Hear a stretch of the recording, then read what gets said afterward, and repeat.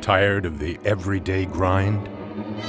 Ever dream of a life of romantic adventure? Want to get away from it all?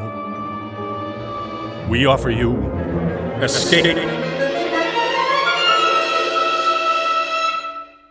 Escape, designed to free you from the four walls of today for a half hour of high adventure.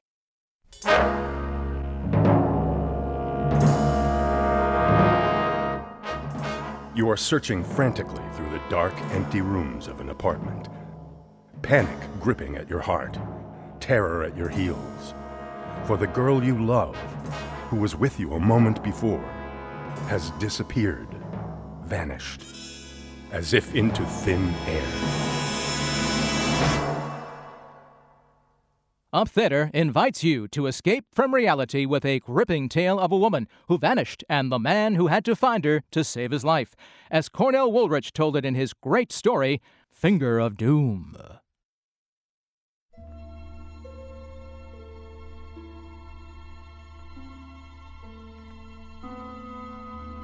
Nothing unusual ever happens to you, huh? In your comfortable American city? Nothing ever could it? Well, let me tell you something. Right on the common, everyday streets of a big city, I had the strangest, most fantastic adventure anyone could dream up. And I've had my fill of adventure for the rest of my life. This happened several years ago, before the war, on an ordinary evening in early spring. Well, not so ordinary, because I had a couple of free tickets to a good show, and I was picking Steffi up at her office for dinner. See, we were going to be married in less than 2 weeks. So, naturally, I was impatient as I waited there on the sidewalk in front of her office building. And of course, she was late, last one to leave, as usual. Felt like a picket pacing up and down in front of the door, but finally, there she was. Spun gold, piled up on her head, blue eyes shining, and carrying... Hi, darling. What's that? Have I kept you waiting long? I tried to hurry all I could. Oh, this... just a package. I promised Mr. Braswell I'd deliver it on the way home. But you're not going home. We're eating out and going to a show. But it's right on the way. I have to leave it at a flat on Martine Street. It won't take a minute. Why can't he get somebody else to run his errands for him? We're late now. This'll cut our eating time down. And woof, woof. Grumpy. So this is what the 13th does to you. 13th? You mean you've forgotten? You mean you aren't counting the days? Oh, sure. 13 days 13 and a half. Don't forget that half if it's to be a noon wedding. I don't like the 13 all by itself. I'll be glad when it's tomorrow and only 12 days left. You know something? You're cute. The more I know you, the cuter you get. I bet you won't be saying that a year from now. I bet you'll be calling me your old lady then. Oh, you mind? Well, not right at first, maybe. Okay. Come on, let's make like delivery boys. Oh, what's the address? Mr. Muller, 415 Martine Street, apartment 4F. We're on our way. Sure is a frowsy neighborhood. Everybody can't be rich, you know. 411, 413. Oh, there it is. Yeah, some clients your boss must have. I'll be glad when you aren't working for him anymore. Oh, did you give him your notice? Yesterday. He gave me the funniest look. Good thing he doesn't know you. He'd eat you alive. Oh, hey, wait. Here it is. Oh, I was sailing right by. See how you affect me? Okay. Give it to the doorman or the janitor or somebody, and let's get going. Oh, no. I've got to take it up personally and get a receipt. What? Besides, there doesn't seem to be anybody here. It's one of those, push-button doors. What did I say the name was again? Muller or something, wasn't it? What would I do without you? 4A, 4B, 4C. Oh, here it is, 4F. No wonder I couldn't find it. The name card's fallen out. Well, this must be the button. You wait down here for me. I won't be a minute. A minute's too long. Well, this will hold you till I get back. Oh, the door. Only a minute now. Bye. Bye. For a minute, I watched her through the glass, and she got into the little self-service elevator and closed the door. Then all I could see was the gleam from the elevator and use light. Then she was gone. I lit a cigarette and waited. How long does it take to smoke a cigarette? 5 minutes? 10? Anyway, I finished it. Nothing happened. I stood around fidgeting, shifting from one foot to the other and from one shoulder leaning against the wall to the other. A woman came by with a squalling kid, gave me a haughty look and went on in. I tried to figure out what could be taking so long. Maybe they didn't have a pencil around to sign the receipt. Maybe they had to find one. Lit another cigarette. A couple of puffs. But now my patience was gone. What is this? Rattled the door first, then I pushed the button for apartment 4F. I still didn't plan to go up. I just wanted to let her know that I was still alive, but I got no answering buzz. I kept ringing it, holding my finger down until it was white, still no answer. Suddenly I wasn't angry anymore. Suddenly I was scared. I did the instinctive thing. I ran out into the street again and looked up at the face of the building, searching the windows, but of course there was nothing to see, and that move cost me a chance to get in. While I was out on the sidewalk, a seedy-looking character came out of the door, letting it click shut before I could get back in. I tried the buzzer again. It couldn't be out of order. They'd answered it when Steffi pushed it. Now, nothing. Dead to the world up there. But now it was 20 minutes since she left me. Now I was frightened. I knew I had to get up there. I pushed another button, any one at random. The door was released, and I was in. 4F was at the back of the building. I stood out in the dark hallway and listened. There wasn't a sound. At first, this was a relief. At least she wasn't in any difficulty, as she'd be screaming. But then, as I began to knock and kick the door and practically break it down, and still nobody made a sound, I began to get panicky. Heads poked out all along the hall. Hey, stop the racket! Knock it off! I raced down to the basement and found the janitor eating supper. I barged right in. You're looking for something? Come up with me, quick, and bring your passkey, will ya? I want to open one of the flats. What's the matter? What's wrong? I don't like the looks of it. My girl took a package up. I've been waiting for her for over 20 minutes, and she never came down again. And now they won't even answer the bell. Come on, please, hurry. Oh. What apartment is it? On the 4th floor. Come on, I'll show you. What number? 4F, come on. Hey, wait a minute. Couldn't be 4F. Not that one. Why not? Because there's nobody living there. That apartment's been vacant for 6 months. He took me up and showed me. He was right. It was an empty flat. I went through its rooms calling Steffi's name, but she wasn't there. There was nobody there. Looked like there hadn't been anybody there for months. The dust was thick on the bare floor, on the sills of the locked windows. See, mister? She couldn't have come in here. But I saw her. I saw her ring the bell and go in the door. In this door? The downstairs door. Well, she could have gone into any apartment then. But she was coming here. She rang this bell and somebody answered. Nobody could have answered. Nobody's been here. She must have rung another bell. Is there somebody in this apartment named Muller? No. We've never had anybody by that name. Not in the whole 12 years I've been here. Well, somebody must have gotten in and was waiting for her. Would you tell me how they could? It was locked. You saw me open it with my passkey, didn't you? Listen, we're going to ask all the tenants on this floor. Maybe they heard something. Now, wait a minute. I don't like to disturb them.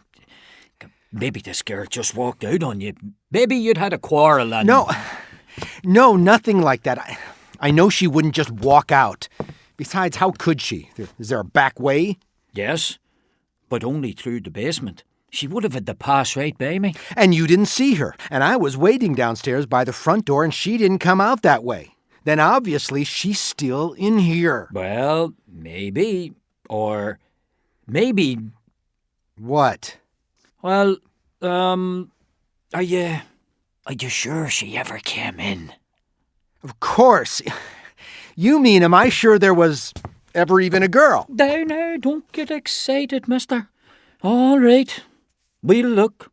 We'll ask. Take it easy, take it easy.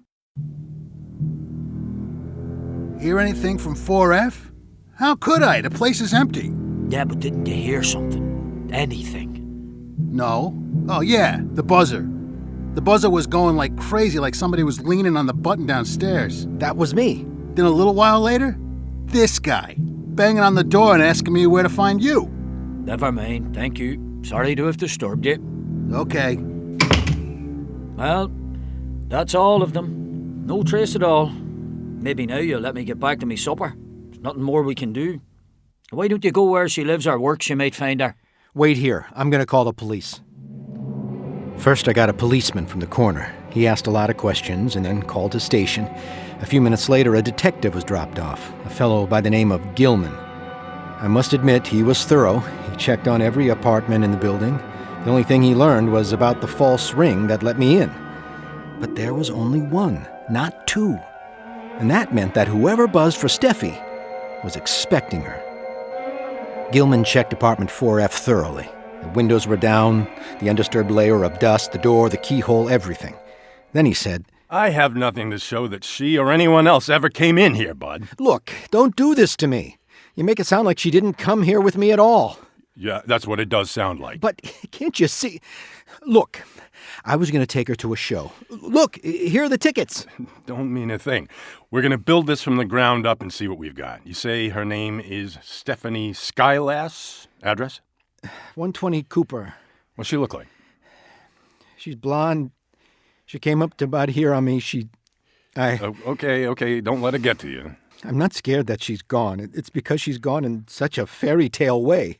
She just disappeared into thin air. All right, let's get about finding her then. You met her about 6:15 outside the Betta Goodwin building. The package should be delivered here. Who does she work for? A press clipping service called the Green Star. It's a one-man operation run by a man named BRASWELL. It's one dinky little room on the ground floor of the building. What do they do? I don't know much about it. They have a list of clients, and they go through the paper and cut out any story that mentions a client. They get about a nickel a clipping. How's there any money in that? I don't know. All right, we're going up there. We'll find out. The night watchman led us into the office. It was a tiny room with only a desk, a telephone, small table, and a filing cabinet. Except for a tall can of Lowenbrow, it was bare as bones. This is no office, it's a telephone booth. It's not a big business, I guess. If this is their list of clients, they can't be making very much money, not at those prices. Steffi got paid every week. No one named Muller in this file.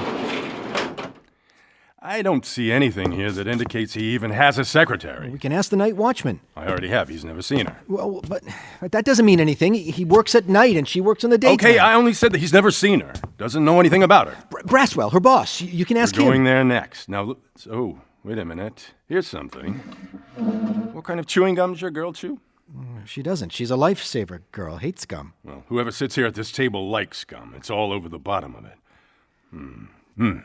Juicy fruit. Oh, that doesn't mean anything. Maybe somebody came in and put it there. Maybe it's old. Maybe Braswell... Yeah, okay. Let's go. We'll see what Braswell has to say.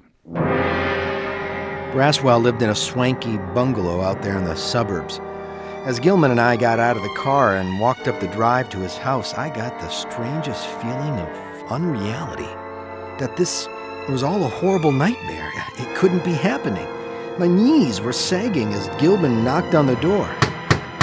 It was answered by an ugly-looking character. He went away and then he returned to usher us into Braswell's parlor.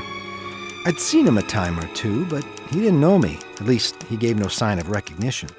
Good evening, gentlemen. Mr. Braswell, I'm Sergeant GILLMAN, police force. Oh, yes, I'm pleased to know you. I won't keep you long, but I need a little help. Gladly. If it is within my power. You ever seen this young fella before? No? What has he done? I'm not sure yet. Do you know anyone named Muller at 415 Martine Street? Muller? No, I don't know anyone by that name. I think we have a Miller, a Miss Elsie Miller, on our list who all the time divorces and remarries. Will that do? She owes us $29. Then you didn't, by any chance, send a package over to Muller, apartment 4F, 415 Martine Street, at approximately 6:15 this evening? No. Why, you little... You keep quiet. Are you certain, Mr. Braswell? Yes, I'm sure of it, but wait, it's easy enough to confirm. Oh, Miss Skylass? Yes? Stephanie, can you please come in here for a moment? What? Steady. My assistant happens to be in the house with me tonight. I had some dictation for her to do, and she's transcribing it. We usually mail our clippings. Only when there is an urgent request do we send them by personal messenger. Yes, sir. Suddenly, the room was spinning in front of my eyes. I was looking at her, trying to see her, but lights kept spinning across the room like comets, and their voices came to me through a thick fog. Stephanie, did we send a package to 415 Martine Street this evening to a Mr. Muller? No, sir, not that I know of. I see. Now tell me, did you ever see this young man before? Do you know him? Why, no. I don't believe I do. Wait, this isn't Stephanie. It's somebody else he's calling by her name. This isn't Stephanie. I tell you that... My dear sir, this is the only young lady I have working for me.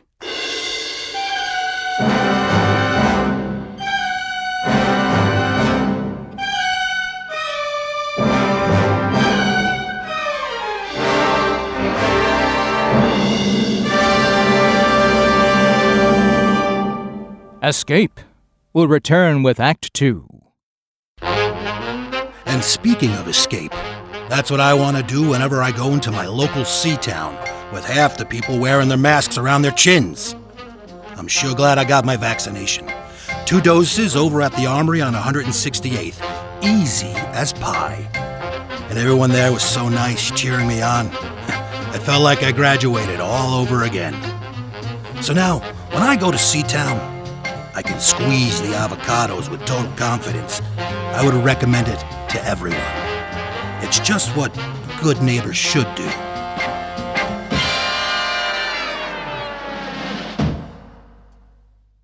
And now, back to Act 2 of Finger of Doom.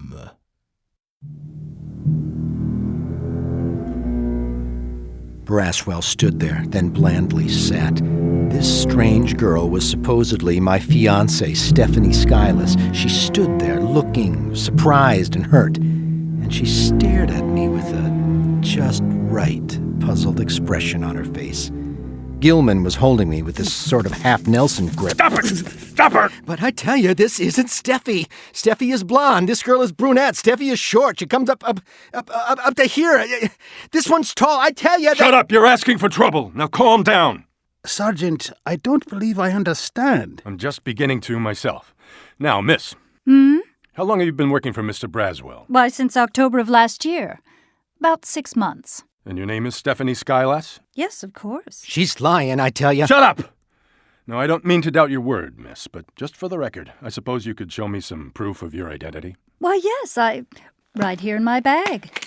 My driver's license. Oh, I see. The bag has initials. Yeah, SS. Of course, SS. And the driver's license? Steffi doesn't drive. She has no car. But I do. It isn't a very good one, but... Anything else? This letter, addressed to me. Address, 120 Cooper. May I look? Yes, of course. Looks genuine, all right. I don't know what else I have in there. Oh! I'll get it. Here you are. Thank you. Oh, I see you carry chewing gum in your purse. Yes. Juicy fruit. Not many grown-ups like that flavor. This kid never chews any other. Well, thanks. Sorry to have bothered you both. I hope we've been able to help, Sergeant. A lot. Thanks. Good night. Good night, Sergeant. Okay, what's your racket, kid? Are you a pushover for the mental ward, or are you working off a grudge against this guy? Or did you do something to some little blonde, blue-eyed number, and you're trying to set up an alibi even before we find out about it? Things like this don't happen. They can't. 1 minute she's here and then she's gone. No one believes me. Why should we? You haven't produced a single person all night who actually saw this blonde of yours. Where did I get her name and address then? Yeah, well, that's one thing I'm not sure of, so I'll give you one more spin for your money. You stand or fall by the place she lived, 120 Cooper Street. Come on, let's go.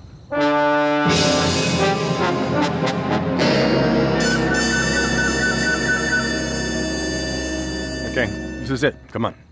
What is it, a rooming house? Yeah, she lived alone. Just a room. She only came here from Harrisburg 6 months ago, but the landlady... Now what's the matter? I just remembered. Braswell recommended this place to her. Look, you want to go in, or do you want to go to headquarters? The tougher you get with me, the tougher I'll be on you. Listen, you gotta listen. I was only up there once, but I remember it. Sticking in the mirror of the dresser is a litho of the Holy Mother. On the radiator is a rag doll. I won for her at Coney Island, and from the light fixture to the gas jet is a string where she hangs stockings to dry. Will you remember those things? Oh, the bedspread's green, and there's a green and yellow upholstered chair. Don't you see, I couldn't make these things up. She must be real. You almost convinced me. Come on. Now, when we get inside, you keep your mouth shut. One peep and I'll split your lip. Yes. Got a girl named Stephanie Skylass living here? Yes. 4th floor front. How long's she been here? Skyless? About 6 months. What does she look like? Dark hair, dark skin. About as tall as this young fella. Kinda husky. Why? Police. I want to see her room. Sure. Come right in. Gilman practically had to support me all the way up. My knees just weren't functioning. But that was nothing to the shock I got when the landlady opened Steffi's door. The room was all different. Not one thing was the same as I had told Gilman. He didn't even look at me. She always had it fixed up this way? Always. Since the first week she moved in. Oh. Does she drive a car? Yeah, a little old coupe. She's a real clean roomer. Only one thing I gotta complain about. Ugh. There it is again under the washstand. Oh, yeah. Chewing gum. Let me see it. Uh-huh. Juicy fruit. You better watch your friend. He looks like he's gonna faint. Let him fold up. That isn't anything compared with the fall he's gonna take in a few minutes. Yeah? What did he do? Murder her? Not her, but I got a good hunch he murdered somebody, and he picked the wrong name out of a hat.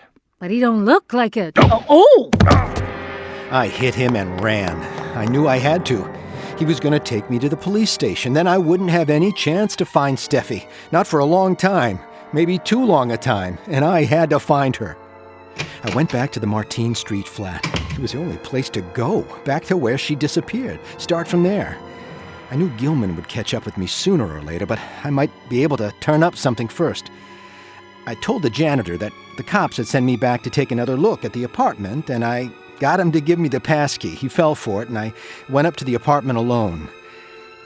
But once there, I couldn't find a thing. I wandered through the empty rooms, calling her name helplessly. I tapped the walls, scraped the plaster, tested the windows. I'd been there about 10 minutes when I heard a little sound out in the hall, like someone coming up the stairs, very quietly. I slipped out the door and stood at the top of the stairs. It was the janitor with Gilman and 2 cops. They were coming up the stairs. There was only one way for me to go, up. So up I went, and then they saw me. Hey, you! Come down! Hey! One flight up, I came to the top of the stairs. A sort of skylight window opened onto the roof. It was standing loose, partly open. I ran out across the roof. I tried to hurdle a low wall to the next roof. I missed. Fell! All right. Don't move! I got you, you lily-livered louse! All right. When I get you downtown... All right. I'll go. Quietly. It's no use now. Well, I'll be. What? What's the matter? Hey, Calhoun! Throw your light over here! Okay. Hey, it's a package! Yeah, a package. Out here on the roof. Addressed to Muller 4F. That's it. That's the one she brought. Holy smokes. Okay, kid, somebody did bring a package here tonight. I'll give you that. And when I give you that, I guess I give you all of it. She's a blonde, never chews gum, doesn't drive. All of it. Somebody must have jumped her, brought her up this way across the roofs and down through some other house, dropped the package along the way. Maybe they didn't have time to come back for it. What'll we do? Calhoun! Yeah? Call in. Have a radio car keep Braswell's house on Myrtle Drive spotted until we get there. I want to stop off at that office first. Okay. Do you think No, kid, not yet. They would have done it right here in the empty flat. Let you take the rap for it. Come on, buck up. We got work to do.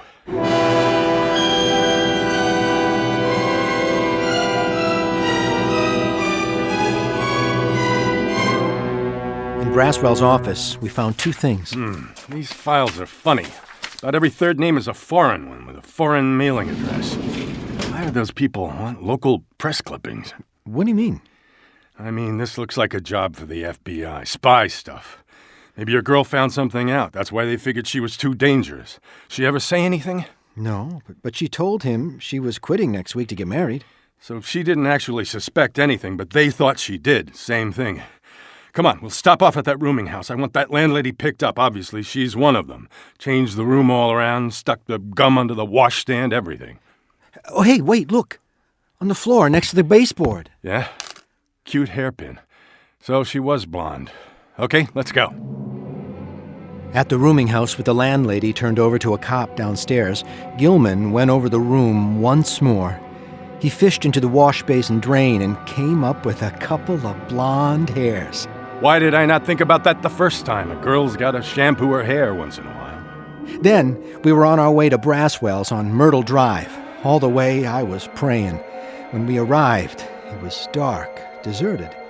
Even the police car Gilman had ordered wasn't there. We went in, shooting the lock off the door. We searched the ground floor, then upstairs. In an attic room, we found a shortwave radio. But not Steffi. Just as we got back downstairs, Calhoun came in with a report from the radio car. They trailed them to Pier 07, North River. The three of them got on a tramp steamer that sailed immediately. They're gone. It's too late. They won't get out of the harbor. We'll have them picked off at quarantine. 3 of them, you say, Calhoun? The blonde girl? No, they said 2 men and a dark-haired girl. Then where's Steffi? We'll hear from her. Wait, you smell something? Smoke? Yeah, and gasoline. The basement. Come on, hurry.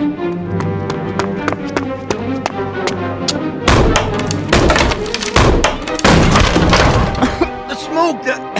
The basement's filled with smoke! There, over this way! Steffi!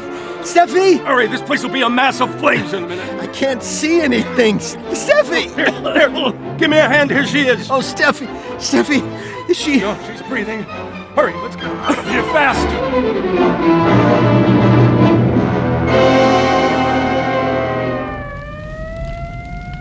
The next few minutes there was a lot of excitement around there. While the fire companies fought the fire, we cut the ropes off Steffi and revived her. She was all right. And I sat there in the police car with my arms around her as if I'd never let her go again. Then a radio report came in. Well, they got them off the ship at quarantine. They'll be turned over to the FBI eventually. But first, well, they better not let me get my hands on them. Hey, you know, kid, she is pretty. Gee, thanks for everything. It's okay. Well, I've got to go and... Oh, say, I've got something I want to return to you. Yeah? What? This. Oh! I went out like a light when he hit me. And a few minutes later, when I came to, Steffi was holding me in her arms. Kenny? Kenny! Stroking my head and smiling. Kenny, that detective said to tell you no hard feelings, but when anyone socks Sid Gilman over the head, he gets socked back, even if they're the best of friends. Oh, Steffi, you know something? What, darling? You're cute with stars in your hair. Aww.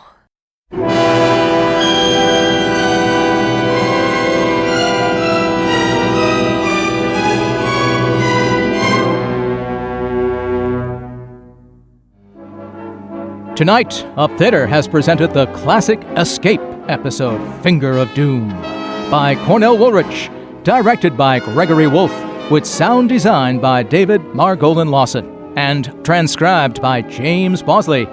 Featured in the cast were Rik Walter as Kenny, Mary Albert as Steffi, Ciaran Byrne as the janitor, Gregory Wolfe as Braswell and the neighbor, Jeff Ward as Sergeant Gilman, Stacey Scotte as Imposter Stephanie, Laura Fois as the landlady, and Kirby Fields as Officer Calhoun. And I'm your announcer, Martin Collins. Tonight's public service announcement was written by James Bosley and performed by James Wolfe.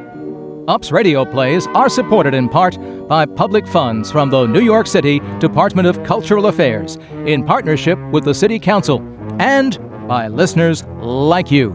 Thank you. If your friends missed tonight's episode, tell them they can listen anytime on our YouTube channel. Next week on Escape. You are standing on the steps of a church, still dressed for your wedding, and in your arms is your loved one, bleeding, dead, killed by men you've never seen before, and you know you must not let those men escape. So tune in next week when Up Theater brings you Cornell Woolrich's chilling story, The Bride Wore Black.